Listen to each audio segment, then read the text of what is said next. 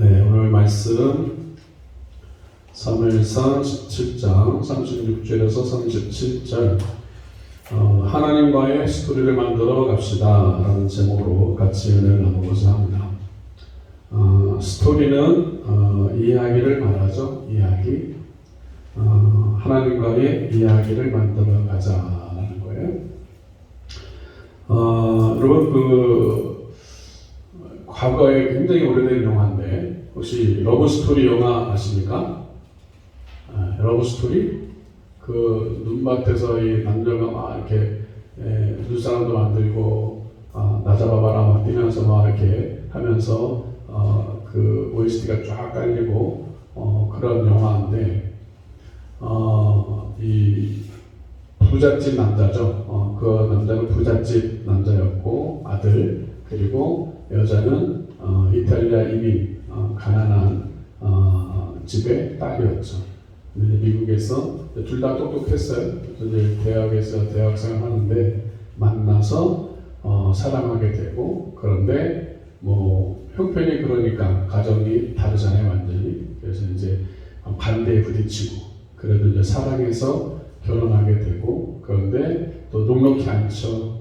그래서 참 힘들고 어려운 과정들을 막 거쳐가는 과정 속에 결국에 나중에는 해피엔딩은 좋은데 이 여자가 백혈병에 걸려서 먼저 죽죠.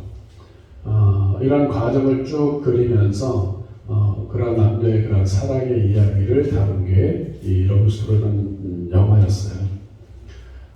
우리가 어떤 영화를 볼 때는 그 영화마다 주제가 있고 그런 스토리가 있습니다.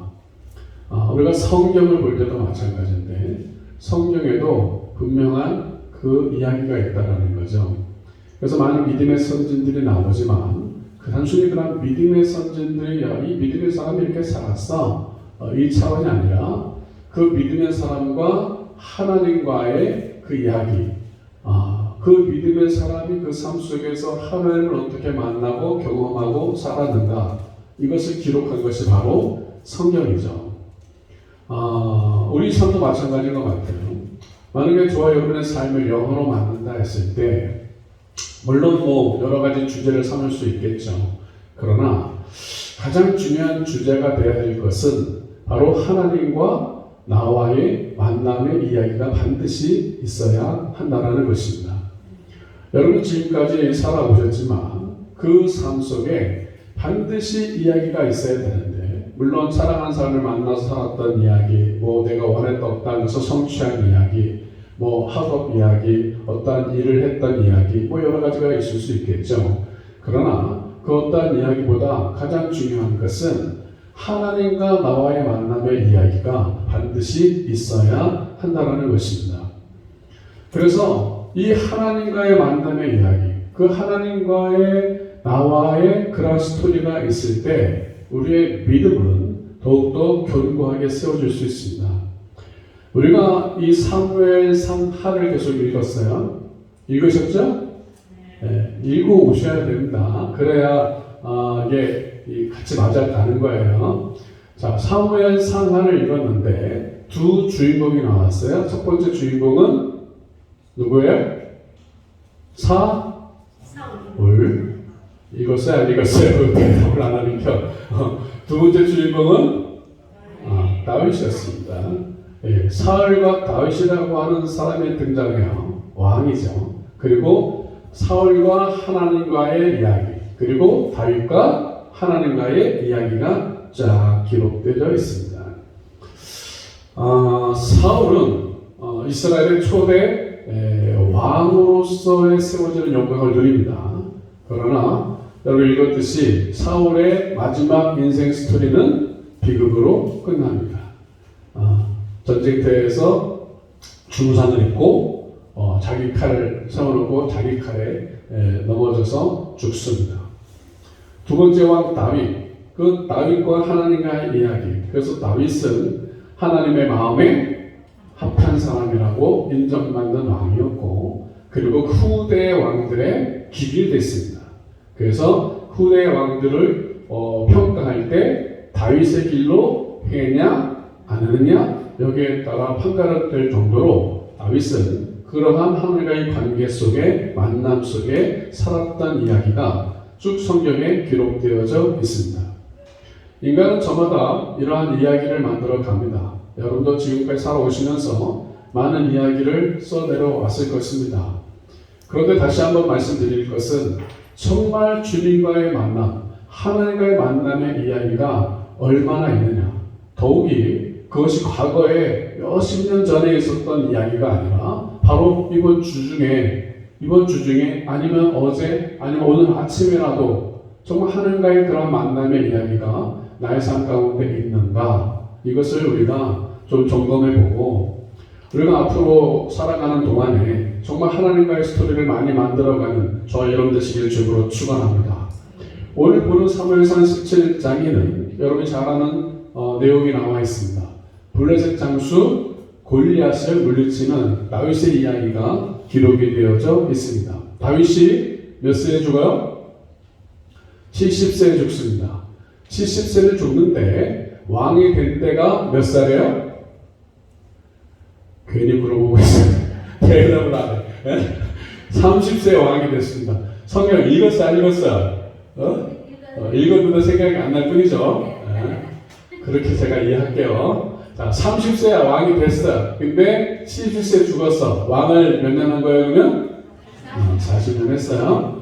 70년 살아가는 인생 동안에 정말 손꼽히는 장면 중에 하나가 오늘 본문의 장면이죠. 15살 전후 되어지는 이 소년 다윗이 그 3m 되는 그 거인 블레셋 장수 골리앗을 물리치는 장면. 이것이 다윗의 인생 가운데 정말 손꼽히는 장면 중에 하나고 하나님을 경험하게 되어진 이야기 중에 하나입니다. 이 블레셋이라는 나라는 이 사사시대, 그러니까 여호수아 끝났죠? 그리고 사사시대가 들어갔어요. 그 사사시대가 끝나면 이제 왕정시대로 넘어가면서 사울왕, 다윗왕, 솔로몬까지 가는데 바로 이때에 계속 이스라엘과 싸웠던 나라가 블레셋입니다. 자, 이 블레셋의 이 나라가 이 존재하게 된 이유가 있어요. 분명히 하나님은 여호수아한테 가나안 땅에 들어가서 어떻게 해요? 가나안 살고 있는 백성들을 다 죽여버려요. 다 진멸해버려야 된다. 그랬는데 그 오랜 기간 정복 전쟁을 하면서 많은 땅을 정복하고 또 쫓아내기도 했어요. 그런데 요 블레셋 지역에 있는 요 사람들을 쫓아내지 못했어요. 그것이 이제 여호수아 11장에 기록되어 있는데 같이 한번 읽읍시다. 자, 21절 22절 시작. 그때에 여호수아가 가서 산지와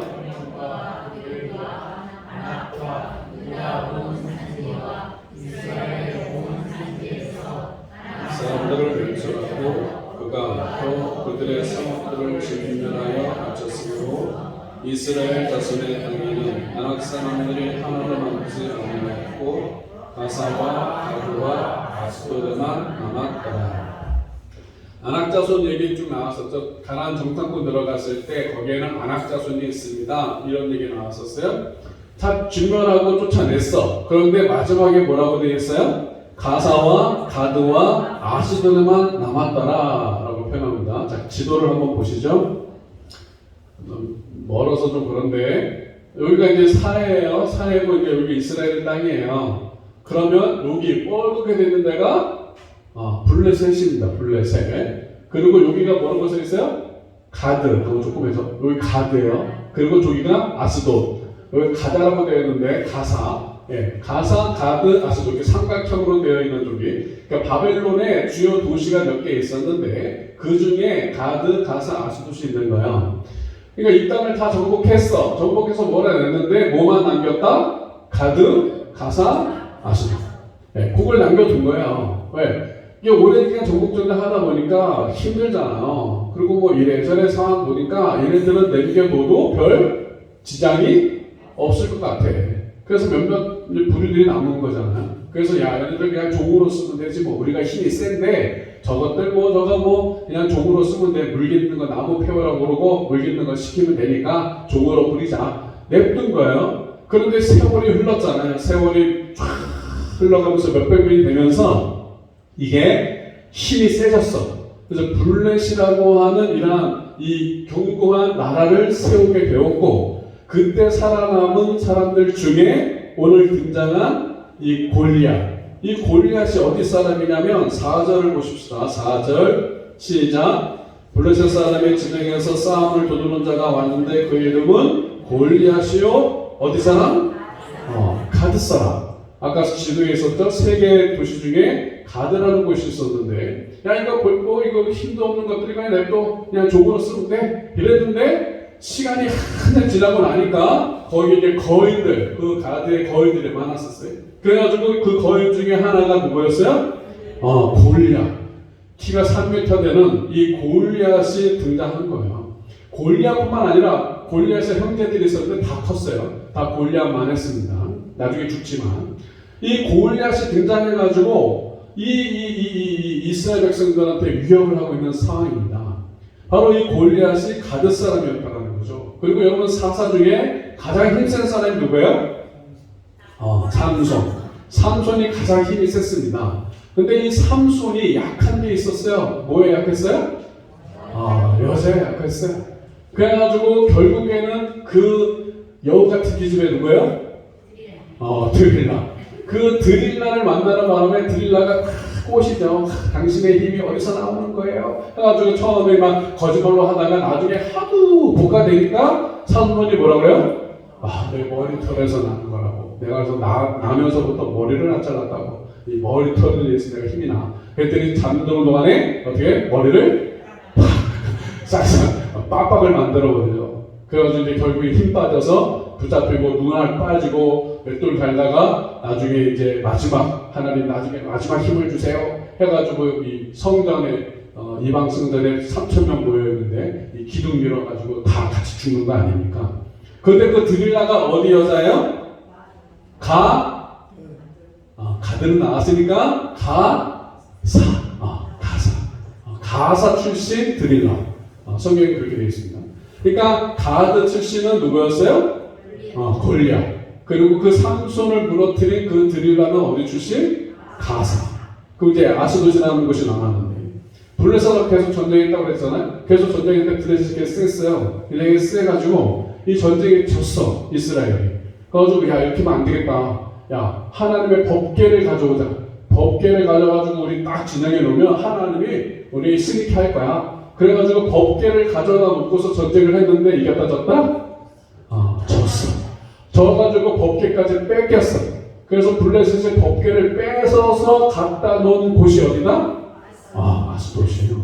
그 아스돗에 다곤 신전이 있었는데 그 다곤 신전이 있는 곳에 법궤를 갖다 놨죠. 그랬더니 무슨 일이 벌어졌어요? 아침에 가서 봤더니 다곤신 그 신상이 꼭 부러져가지고 목 부러져 있고 팔 부러져 있고 이렇게 되는 사건 일어난 곳이 아스돗입니다. 그러니까 이 여호수아 때 이 가사, 가드, 아스돗 이거 뭐 그냥 냅둬도 상관없어. 야 우리가 이렇게 강한데 뭐 저거 몇 있어봤자 뭐 우리한테 해가 될 거 없으니까 종으로 쓰자 이랬는데 결국에는 그것이 올무가 돼서 골리앗으로 나타나고 드릴라로 나타나고 그리고 법궤를 빼앗겨서 아스돗으로 가져가는 이러한 일들이 벌어지게 된다는 거예요. 여러분 우리의 삶 가운데 이 가드, 가사, 아스돗은 누구에게나 있을 수 있습니다. 이거 내가 신앙생활하면 하나님 섬기는데 이거 아무것도 아니야. 이거 나한테 지장 있어. 난 흔들리지 않아. 이러고 그냥 냅두는 것이 있을 수 있다는 거예요. 여러분 근데 분명히 아실 건 정말 하찮은 거였어. 이거는 내가 신앙생활 하는데 조금도 지장을 못 주는 거야 라고 생각했던 것이 어느 순간에 나의 가시가 되고 나의 발목을 잡습니다. 그래서 이 가드, 가사, 아스돗을 여러분 반드시 어떻게 해야 돼? 없애버려야 돼요. 지금 정말 내 신앙생활한테 조금도 지장 줄 것 같지 않은 것 같은 그러한 뭐가 됐든 간에 그것이 내가 계속 성령 충만하고 은혜 충만하고 막 이러면 상관없을 수 있어요. 그런데 그렇지 못하잖아. 어느 순간에 내가 영적으로 좀 다운되고 좀 힘들어질 때 그것이 일어나가지고 나를 사로잡는 거거든요. 여러분 안에 있는 이 가사와 같은, 가드와 같은, 아스돗과 같은 조금이라도 남겨둔 것이 있다면 끊어버리는 저와 여러분들 기적으로 축원합니다. 여러분 사울 왕을 비롯한 그 전장에서 장표가 굵은 장수들이 그 골리앗 앞에서 다 어떻게 해요? 벌벌벌 떨고 있는 거예요. 어느 한 사람 나가서 싸울 이게 뭐 힘을 얻지 못하는 거죠. 여러분 그 중세 영화나 이런 거 보시면 다 같이 그냥 한꺼번에 처음부터 딱 싸우는 게 아니잖아요. 꼭 누가 대빵들 이렇게 좀 대표 주자가 나와가지고 한번 이 겨루는 그런 일들을 하죠.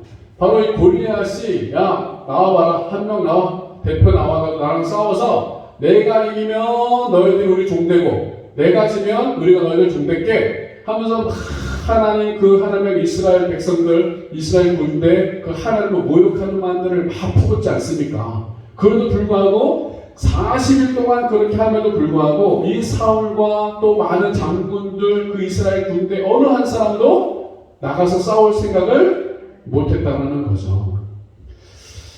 이런 상황 가운데 있었어요. 이런 상황 가운데 있는데 이제 다윗이 쫄래쫄래 간 거야. 왜 갔어요? 아니지. 간 것은 골리앗 주려고 간 것은 아니어서 다윗은 뭐 하러 갔어요? 그렇죠. 심부름 간 거예요. 누구 심부름? 아버지 심부름.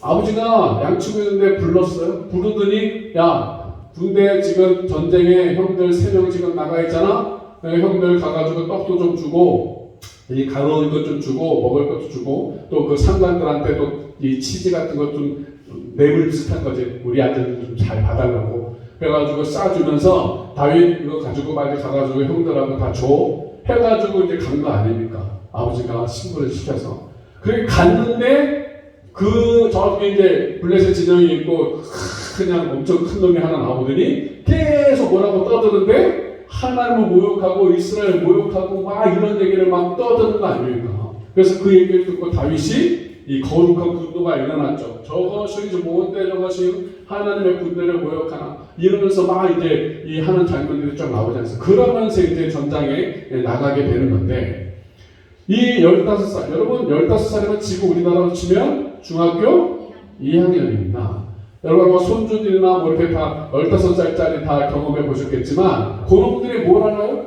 네, 사실 그놈들이 뭘 알고 얼마나 믿음이 있습니까? 그런데 오늘 이 성경에 나오는 다윗 15절 정도 되는 이 다윗이 엄청난 고백을 하는 거예요. 자 같이 한번 봐요. 17장 26절입니다. 26절부터 시작. 다윗이 곁에 서 있는 사람들에게 말하여 이르되 이 블레셋 사람을 죽여 이스라엘의 치욕을 제거하는 사람에게는 어떠한 대우를 하겠느냐. 이 할례 받지 않은 블레셋 사람이 누구이기에 살아계시는 하나님의 군대를 모욕하겠느냐. 자 오늘 본문 36, 37 시작. 주의 종이 사자와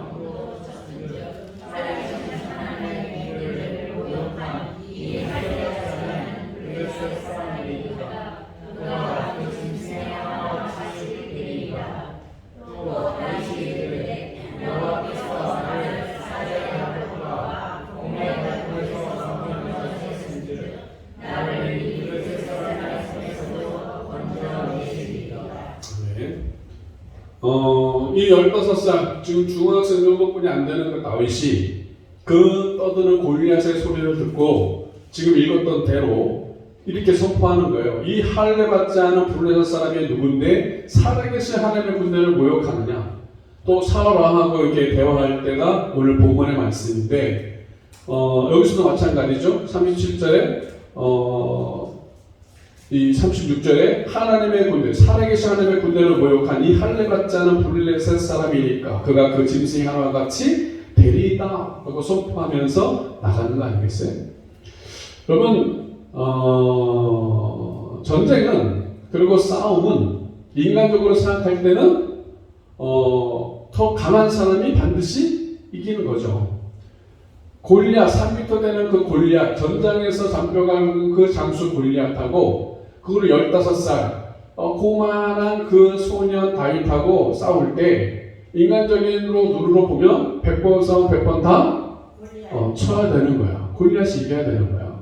그런데 우리가 결과를 알고 있지만 그 결과는 누가 승리합니까? 다윗이 승리하게 되는 것입니다. 여러분 이 골리앗을 향해서 다윗이 오늘 뭐라고 선포하고 있냐면 이 할례받지 않은 블레셋 사람이 누구이기에 살아계신 하나님의 군대를 모욕하리라.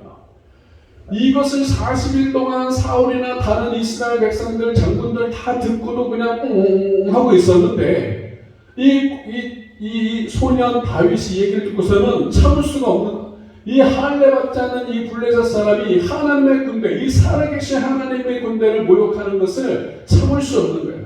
여러분, 여기서 할례받지 않는 자, 이거 굉장히 중요한 건데, 여러분, 할례가 뭐예요? 할례,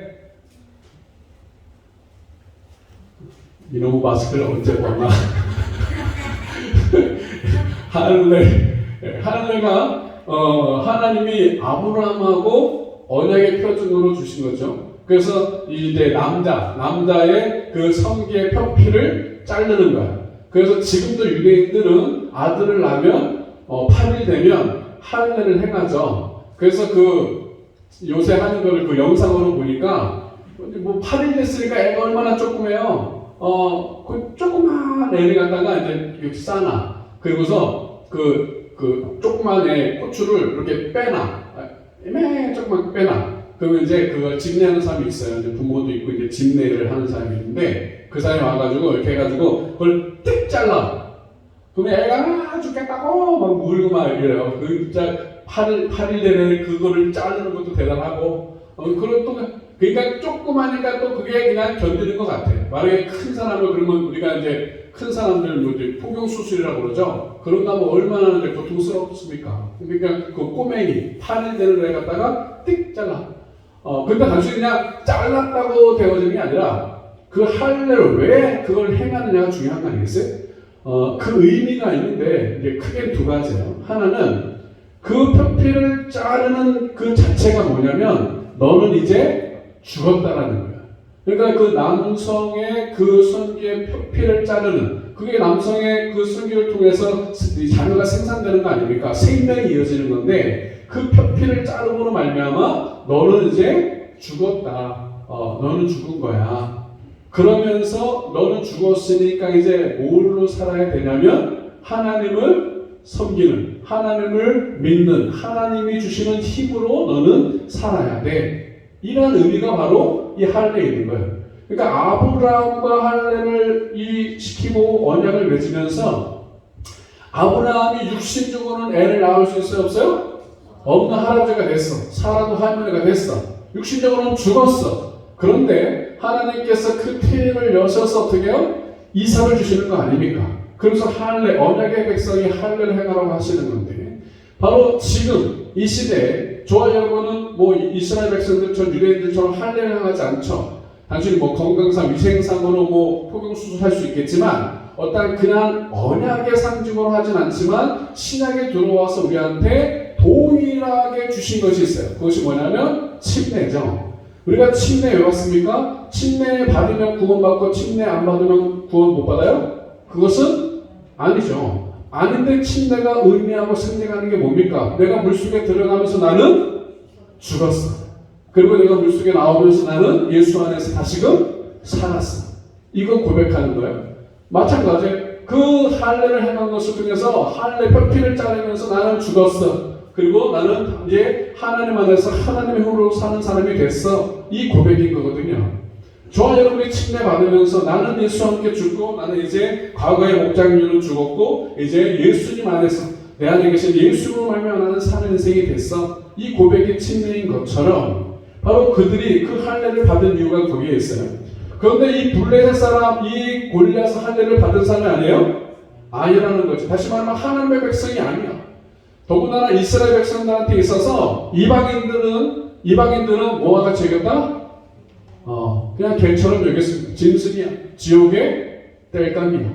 그렇게 여겼으니까 저 골리앗을 보면서 이 다윗은 그 골리앗이 단순히 그냥 3m 되는 거대한 장수, 무서운 장수, 저거 한 대 터지면 죽어. 이런 두려운 존재가 아니라 저건 개야.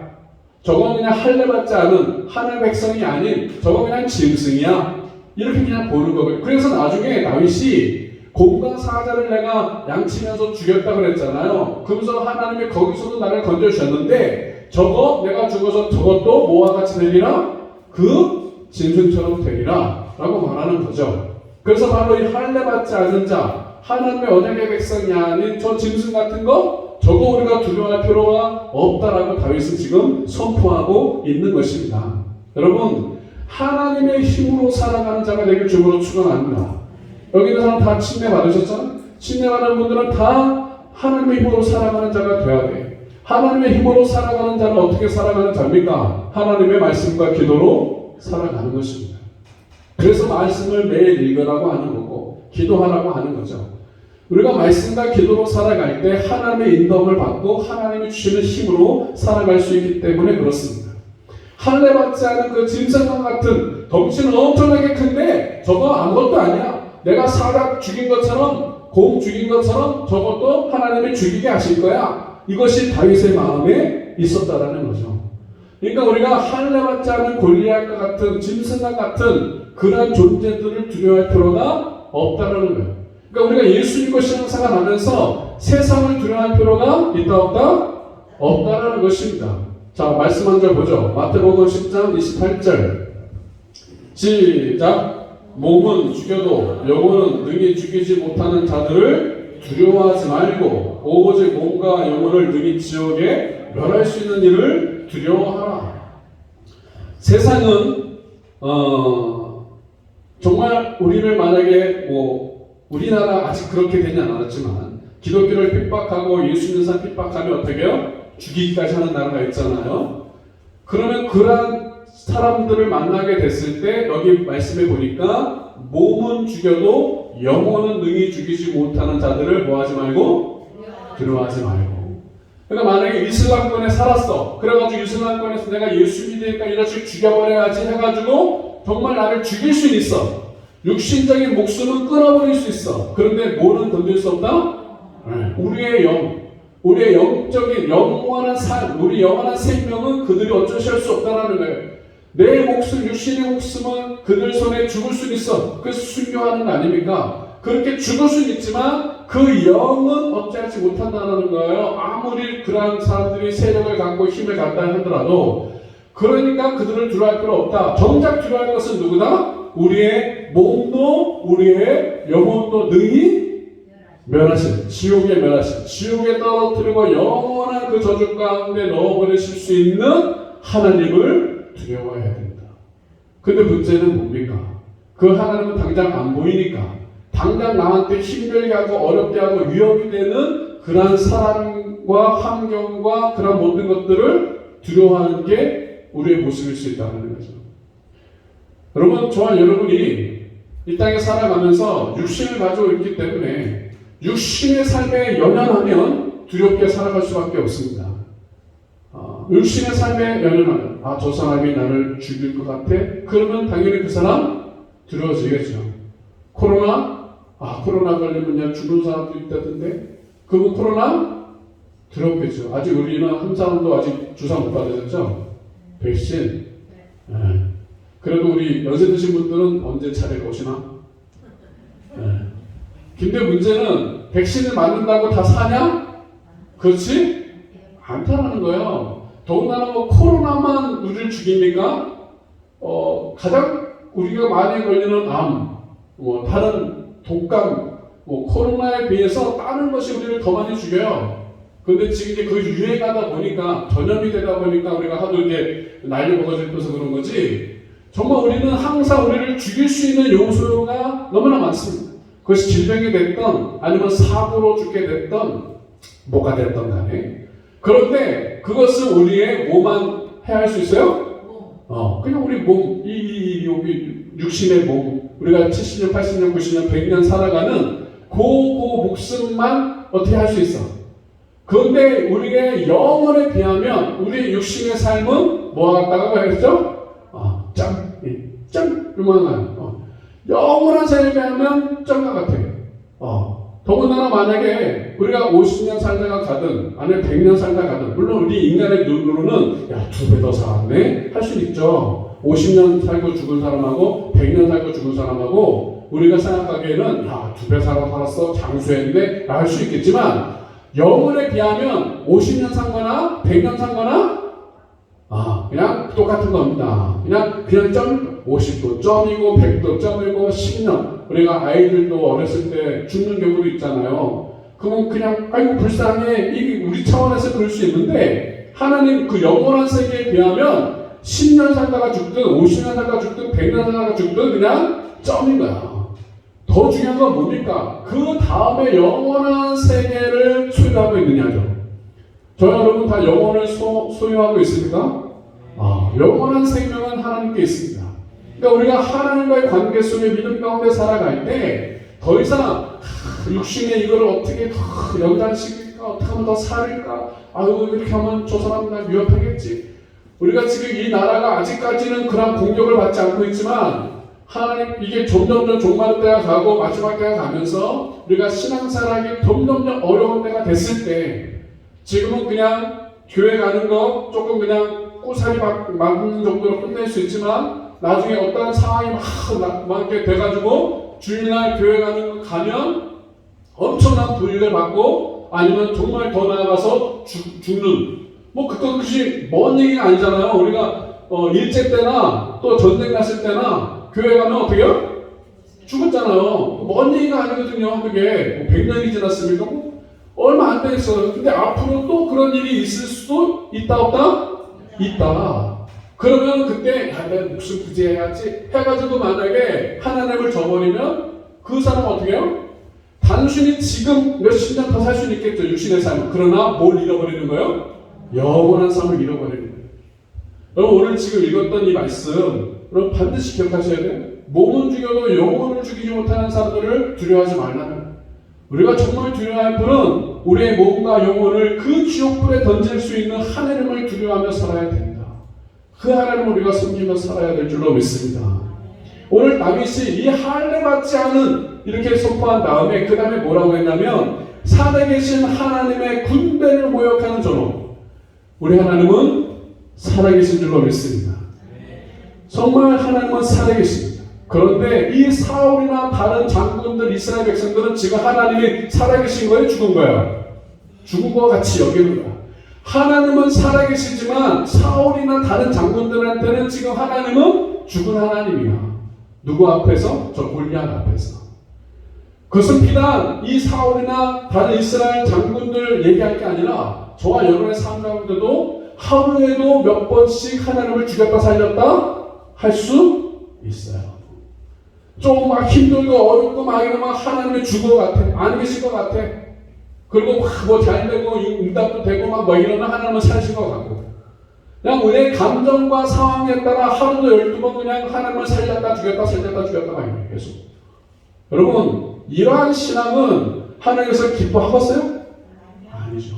어떠한 상황이든 상관없이 내 감정이 어떻든 상관없이 내 상황이 어떤 상관없이 하나님은 살아계십니다.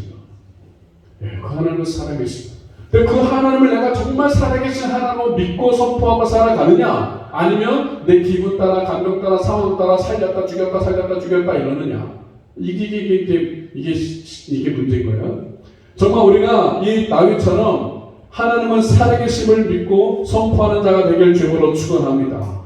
그러면 이 15살뿐이 안 되는 이 다윗이 어떻게 이러한 영성을 가지고 이런 고백을 할 수 있었을까? 갑자기 생긴 게 아니거든요. 더군다나 15살짜리가 뭐 대단하게 뭘 했다고 그냥 이렇게 하겠어요? 그런데 그 삶 속에 그 삶을 보면 발견할 수 있어요. 자, 15절. 자, 15절입니다. 시작. 다윗은 사울에게로 왕래하며 베들레헴에서 그의 아버지 양을 칠 때에 자, 다윗이 하는 일이 뭐예요? 양을 치는 일. 목동이었습니다. 목동. 처음 다윗이 성경에 등장할 때도 뭐 하고 있었냐면 양을 치고 있었습니다. 사울이 불순종해서 하나님이 저거 패해버리고 내가 새로 왕을 세울 거야. 그러면서 사무엘한테 가가지고 기름을 부어. 그래서 사무엘이 베들레헴에 왔어요. 그 베들레헴에 와서 이새를 만나고 이새한테 내가 좀 저기 해야 되니까 자식들 데리고 이 제사에 참석해. 그래가지고 이새가 자식들을 다 데리고 왔잖아요. 그래서 쭈루루 데리고 와가지고 이제 첫 아들부터 보는 거예요. 첫 아들이 엘리압이었어요. 근데 엘리압을 보니까 키도 크고 준수하고 잘생기고 그냥 그래. 그러니까 사무엘이 마음속에 저거 왕감이다. 야, 저거 하나님 제가 왕이죠? 그랬더니 하나님이 아니래. 왜요? 첫 번째 사울한테 그냥 아주 그냥 모지게 당하셨거든. 왜? 이 사울도 굉장히 준수했어. 다른 사람은 어깨보다 키가 크고 준수하고 막 멋진 매력 있는 남자였거든요.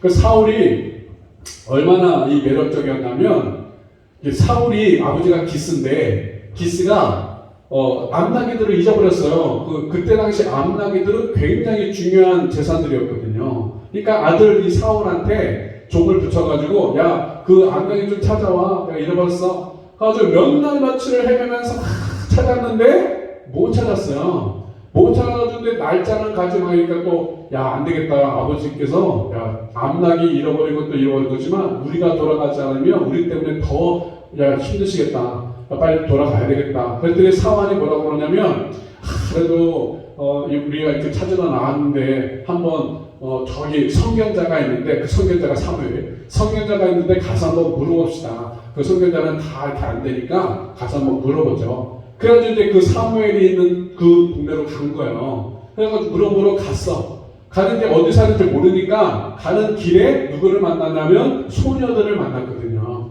그래서 소녀들을 만나가지고 여기 선견자가 어디에 있니? 라고 물어봤더니 소녀들이 이렇게 대답을 합니다. 예, 계십니다. 지금 막 저 앞으로 가셨습니다. 서둘러서 가시면 따라가서 만날 수 있습니다. 오늘 사람들이 시간 선당에서 제사를 드리기 때문에 그분이 방금 성으로 들어가셨습니다. 그러니까 두 분께서 성으로 들어가시면 그분이 식사로 선당으로 올라가기 전에 필요하신 분을 만나보신다. 그래서 쭉 이렇게. 여러분, 자, 생각해 보세요.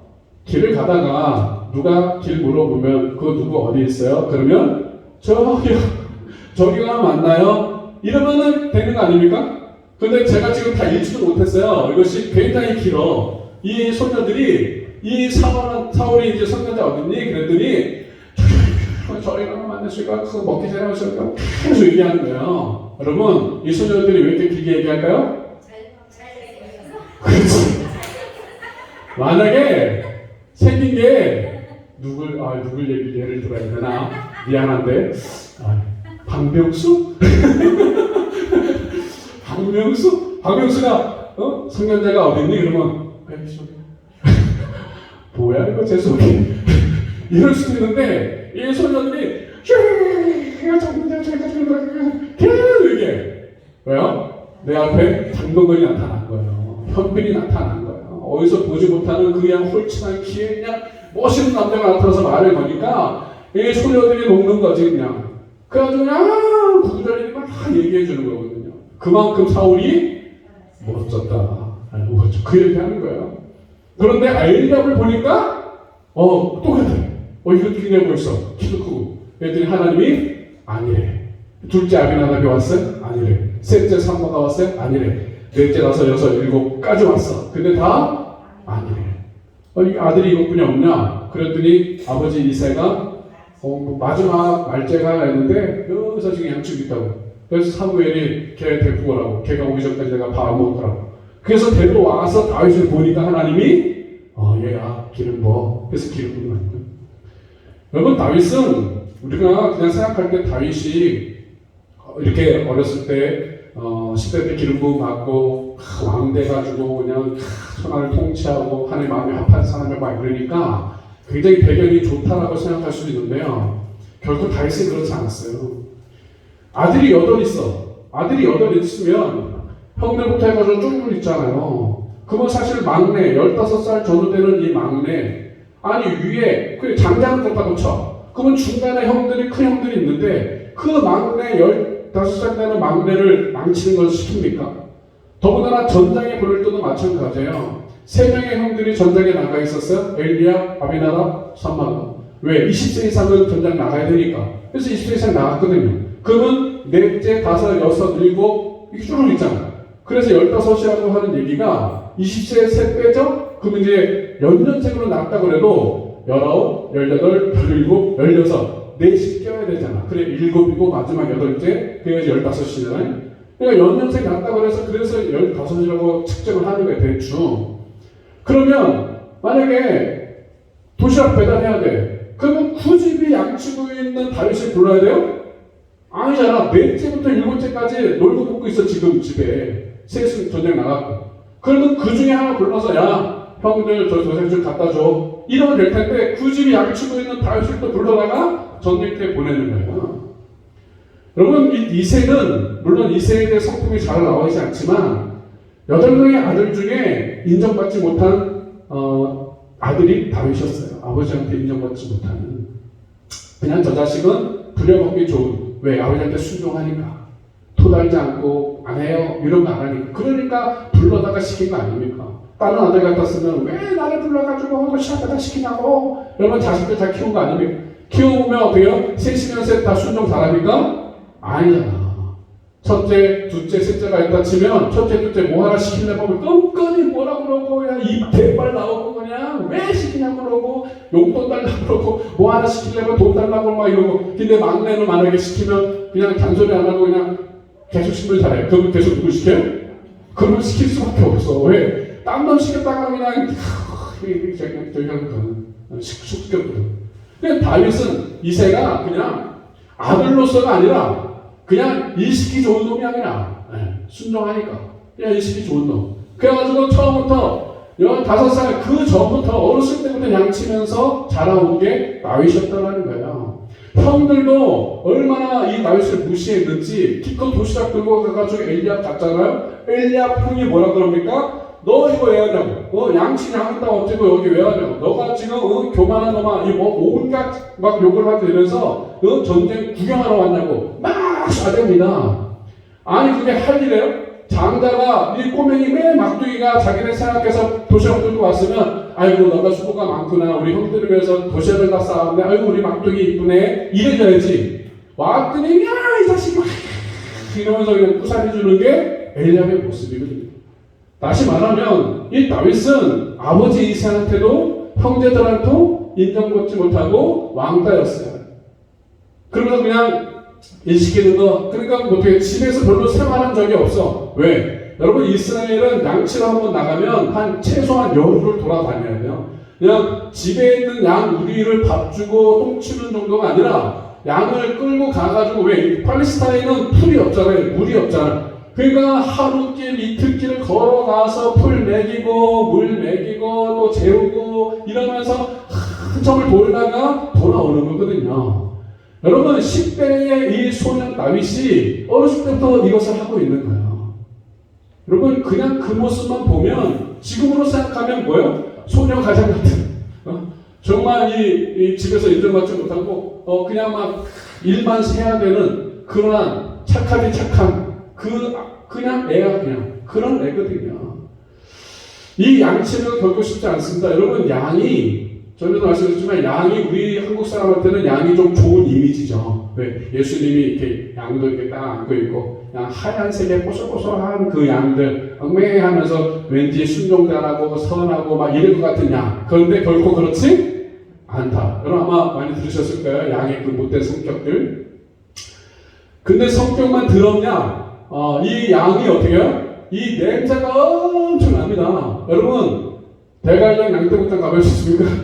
양떼목장 가면 그 전에 만나기 전까지는 애들도 그렇고 양 보러 간다 해가지고 또 그 대관령 가는 고속도로 가다 보면 그 옆에 막 양 모형 같은 거 이렇게 해놨잖아요. 크게 허용 거. 되게 귀엽거든요. 근데 실질적으로 양떼목장 가서 양 딱 보면 실망합니다. 왜? 양 색깔이 허해요?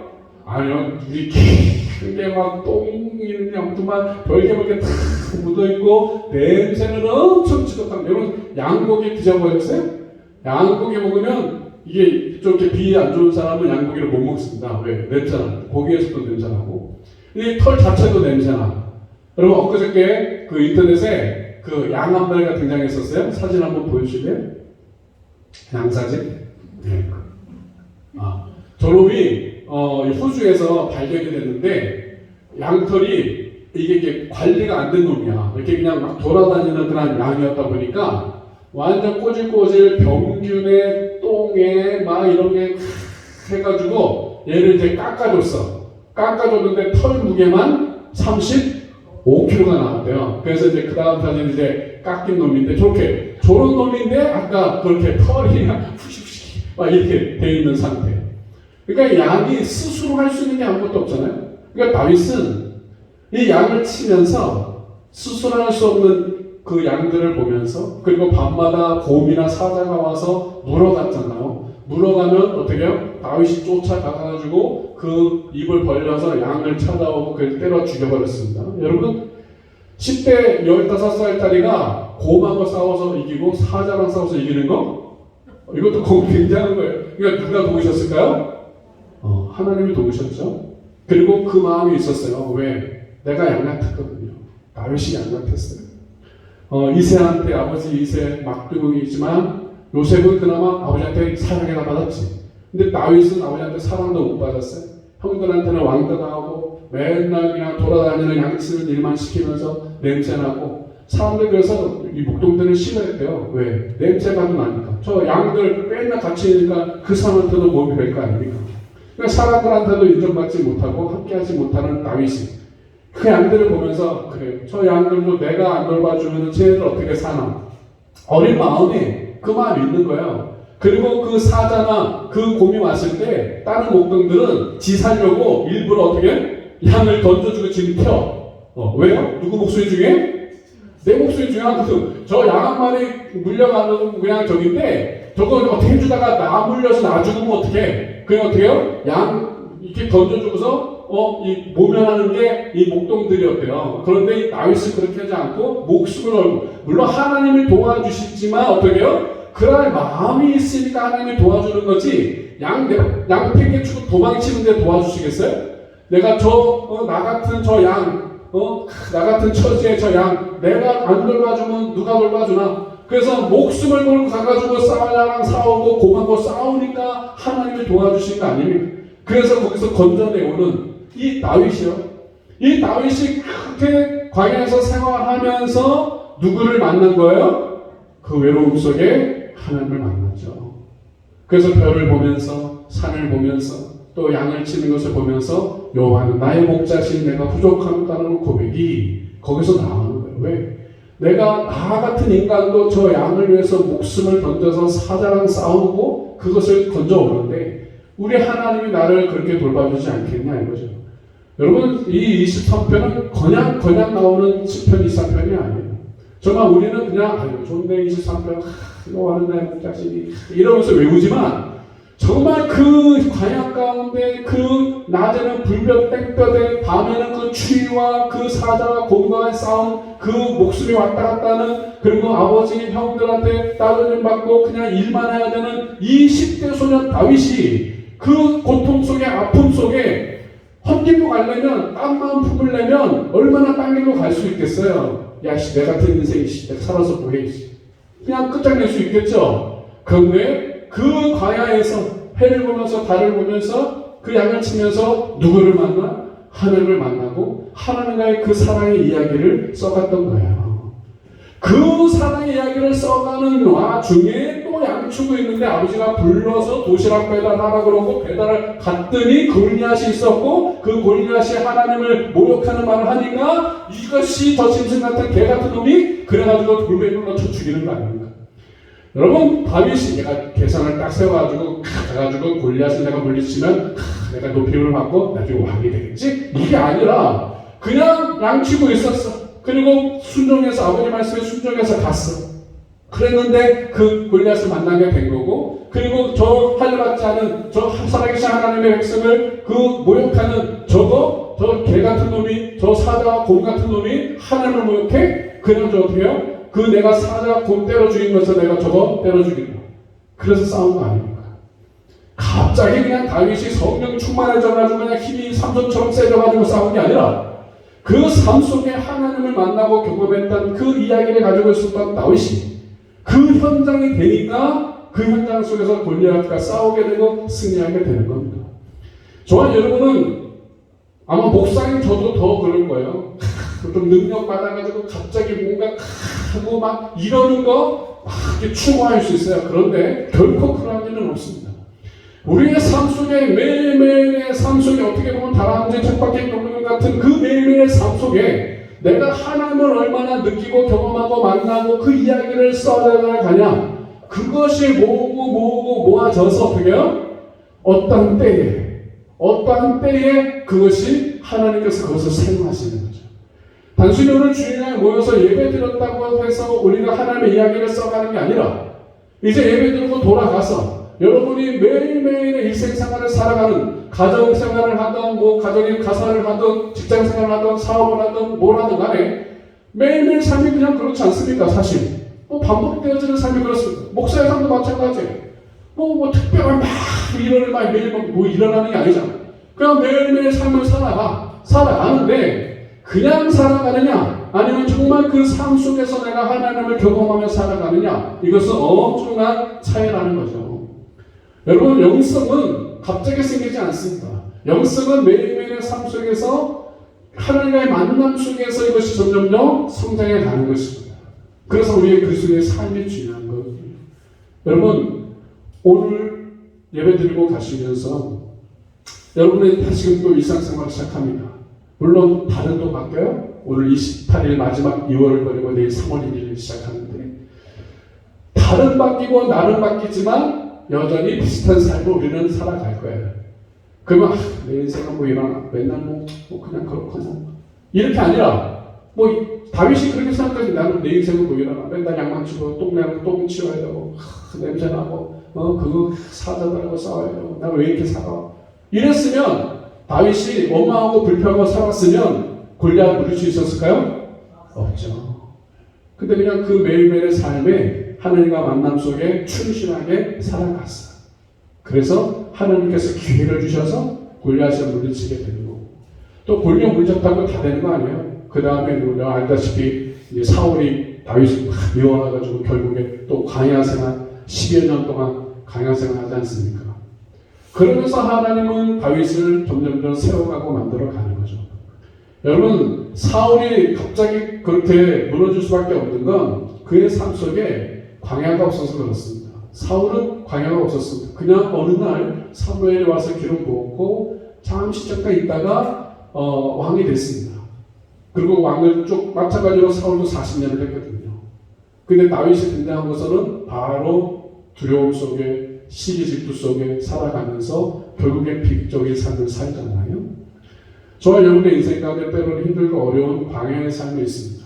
근데 그 광야의 삶은 반드시 우리를 하나님께로 인도하는 길인 줄로 믿습니다. 더 깊이 하나님을 만날 수 있는 계기가 된다는 것입니다. 일상적인 핍박기도는 그러한 삶이라 할지라도 그 삶 속에서 내가 하나님과의 만남의 이야기를 내가 써내려갈 수 있다면 하나님은 그 인생을 통해 하나님의 역사를 이루어 주실 줄로 믿습니다. 여러분, 사람은 우리를 인정해 주지 않을 수 있습니다. 사람은 왕따시킬 수도 있어요. 다윗처럼 부모에게도 식구들한테도 또 주변 사람들한테도 인정받지 못하고 때로는 왕따도 당하고 성형질도 당하고 여러 가지 상황에 처할 수 있어요. 그런데 오히려 그 상황들이 하나님을 만날 수 있는 계기가 된다. 그래서 정말 하나님의 그 다윗의 삶 속에 역사하시고 일하셨던 것처럼 저와 여러분을 인도해 가실 줄로 믿습니다. 자기가 지켜줄 수밖에 없었던 양들을 보면서 자기 자신을 보고, 그리고 나는 양들을 지키지만 어떻게 해요? 하나님은 나를 지켜주신다. 우리가 저와 여러분의 삶 속에 하나님이 여러분을 지키시고 인도하신다는 믿음으로 살게 되시기를 주님으로 축원합니다. 하나님과의 만남의 스토리는 우리의 반복되는 매일의 일상 속에서 써내려가는 겁니다. 무의미해 보이고 반복되는 삶 속에 때로는 여러 가지 좀 어려운 마음이 들 때도 있겠죠. 그러나 그러한 순간순간에 하나님께서 나와 함께 하시고 인도하신다는 그 하나님을 경험하게 되면 그냥 그 하루하루가 그냥 무의미한 삶이 아니라 하나님을 만나고 경험하는 새로운 삶으로 세워질 줄로 믿습니다. 그래서 주일은 그렇습니다. 주일은 단순히 그냥 이 시간 모여서 내가 하나님을 예배한다, 이것이 일주일의 삶을 내가 하나님을 그렇게 경험하고 만나고 그런 이야기 속에 주일에 와서 그 하나님을 노래하고 경배하고 찬양하고 영광 돌리는 것이 바로 주일 예배인 것입니다. 그냥 일주일은 그냥 멋대로 살고 마음대로 살고 하나님 관계없이 살고 이러다가 주일날 와서 하나님 저 왔어요 하면서 하나님 이러고 이게 아니라 일주일 동안 그 삶 속에서 하나님을 만나서 한 다음에 어떻게 주일날 와서 일주일 동안 나의 삶 가운데 이렇게 만나주시고 이렇게 역사하시고 이렇게 인도하신 하나님 어떻게 경배하고 찬양하고 예배하는 것이 바로 주일 예배가 되는 거고, 그런 삶 가운데 또 지치고 어렵고 힘들었을 때 그 예배를 통해서 다시 그 위로함 받고 세임을 받고 충전되는 것이 예배인 것이고, 그래야 예배가 우리가 드려지는 예배가 정말 이 기대가 되어지고 그 하나님 은혜 가운데 드려지는 거 아니겠어요? 일주일은 그냥 하는 상관없이 살다가 뭐 주일날 왔다고 해서 은혜를 누린다? 이건 택도 없습니다. 그러니까 정말 중요한 것은 우리의 삶에 내가 어떻게 살아가느냐 하는 것입니다. 우리는 골리앗과 같은 세상과 맞대하고 살아가고 있습니다. 그러나 우리가 두려워하지 말 것은 결코 이 세상이 골리앗이 다윗을 물리칠 수 없다는 것입니다. 동일하게 하나님은 살아계시고 그 하나님을 신뢰하며 믿음으로 나아가는 저와 여러분의 삶 속에 반드시 승리케 하실 줄로 믿습니다. 우리 시편 23편을 다 같이 읽고 기도하고 마치겠습니다. 그 내용을 좀 생각하시면서 이 다윗이 어떤 마음으로 이것을 고백하고 있을까 생각하시면서 우리 고백하고 기도하겠습니다. 시작. 여호와는 나의 목자시니 내가 부족함이 없으리로다. 그가 나를 푸른 풀밭에 누이시며 쉴 만한 물가로 인도하시는 도다. 내 영혼을 소생시키시고 자기 이름을 위하여 의의 길로 인도하시는 도다. 내가 사망의 음침한 골짜기로 다닐지라도 해를 두려워하지 않을 것은 주께서 나와 함께 하시리라.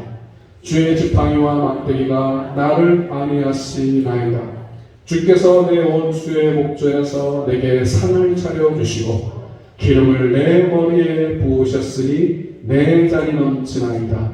내 평생의 선하심과 인자하심이 반드시 나를 따르리니 내가 여호와의 집에 영원히 살리로다. 아멘. 이 말씀을